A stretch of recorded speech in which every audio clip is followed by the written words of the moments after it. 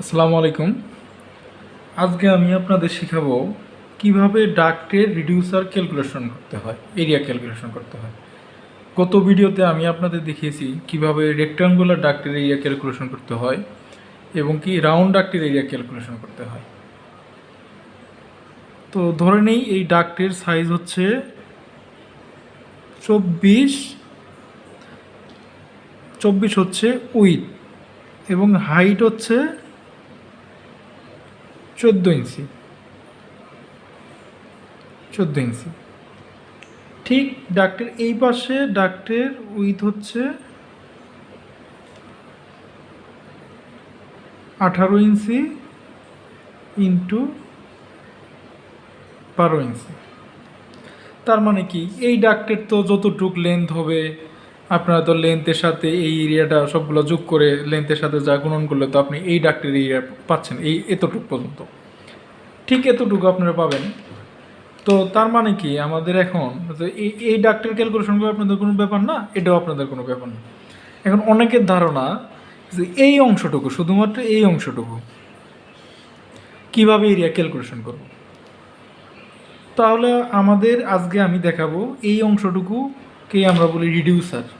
এই রিডিউসারের তাহলে আমরা এখানে একটা ছোট্ট করে একটা রিডিউসার এঁকে নেই, তাহলে বুঝতে সুবিধা হবে।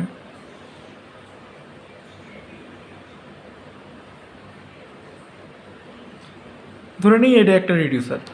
এই যে আমি বলছি কি এই ডাক্টের ডাব্লিউ টু 24 ইঞ্চি ইন্টু 14 ইঞ্চি। ঠিক এই পাশের সাইজটাকে, যেহেতু এই পাশের সাইজটা ছোটো, এটাকে আমরা অন্য একটা ভাবে ধরে নিচ্ছি 1 ধরে নিই, W1 ইন্টু H1। তো এই সাইজটা কি, এই যে 18 12, এখানে 18 12, আর লেন্থ আমি কত বলছিলাম 24 ইঞ্চি।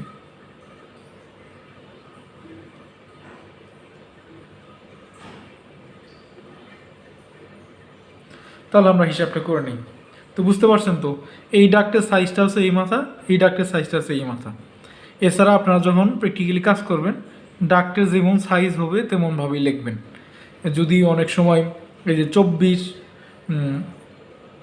14 24 12 হতে পারে, 24 10 হতে পারে, বা এটাও 16 হতে পারে, এটা 10 হতে পারে, এরকমভাবে আপনারা প্র্যাকটিক্যালি যা মাপবেন তাই লিখবেন। আমি জাস্ট আপনাদের বোঝানোর স্বার্থে এটা আমি লিখে নিছি। তাহলে আমরা কী করবো, ডাক্ট এরিয়া ক্যালকুলেশনের ফর্মুলা হচ্ছে W যোগ H যোগ W1 যোগ H1 ইন্টু এই যে L, এই L মানে ঠিক এর আগের বার রেক্ট্যাঙ্গুলার ডাক্ট যেভাবে ক্যালকুলেশন করছিলাম সেমভাবে এটা। তাহলে প্রতিটা আমরা তাহলে এই মানটা বসায় নেই, 24 ইন্টু 14, না ইন্টু না, সরি এটা ইন্টু না, প্লাস যোগ 18 যোগ 12 ইন্টু এল হচ্ছে কত আমাদের 24।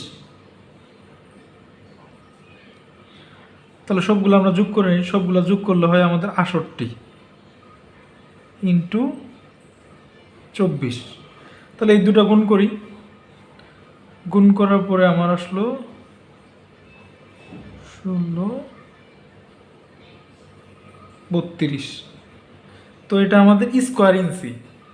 এর আগে আমি একবার বলেছিলাম যে 144 স্কোয়ার ইঞ্চি সমান সমান 1 SFT। তো সেমভাবে এটাকে আমরা 144 দিয়ে ভাগ করে নিই। 144 দিয়ে ভাগ করলে হবে আমাদের 11.33 SFT। আশা করি আপনারা বুঝতে পারছেন। তো এটা না বোঝার কিছুই নেই, তারপরেও যদি বুঝতে প্রবলেম হয় আপনারা অবশ্যই কমেন্ট করে জানাবেন। এবং কি এর আগের ভিডিওগুলো যারা দেখেননি আমি ডিসক্রিপশন বক্সে তার লিঙ্ক দিয়ে দিব, আপনারা দেখে নেবেন খুব সহজে কিভাবে ডাক্টের এরিয়া ক্যালকুলেশন করতে হয়। তো এইভাবে করলে আপনাদের আমরা যারা নতুন একদম নতুন তাদের জন্যই আমি আসলে এইভাবে ভিডিওগুলো বানাই। যারা আমার চ্যানেলটি সাবস্ক্রাইব করেনি সাবস্ক্রাইব করবেন এবং কি আপনারা আপনাদের বন্ধুবান্ধব ফ্রেন্ড সার্কেলদের কাছে শেয়ার করবেন যারা ইঞ্জিনিয়ারিং লাইনে, বিশেষ করে আরএসিতে যারা ডিপ্লোমা ইঞ্জিনিয়ারিং করেছেন তাদেরকে দিবেন, নিজে শিখবেন এবং কি অন্যকে শেখার সুযোগ করে দিবেন।